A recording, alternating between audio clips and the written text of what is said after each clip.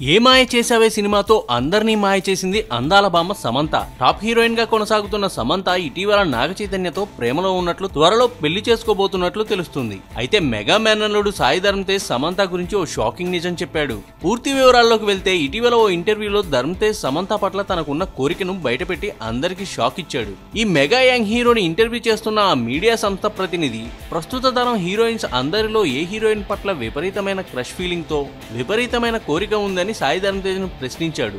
ఈ ప్రశ్నకు మెగా మేనల్లుడు ఒక్క క్షణం కూడా ఆలోచించుకోకుండా సమంతపై తనకున్న ఇష్టాన్ని బయటపెట్టాడు. సమంత నటించిన తొలి సినిమా ఏ మాయ చేసావే సినిమా నుంచి సమంతపై ప్రేమ ఏర్పడిందని, తాను హీరోగా ఒక రేంజ్ కి వెళ్లిన తర్వాత సమంతతో నటిద్దామని అనుకున్న విషయాన్ని బయటపెట్టాడు.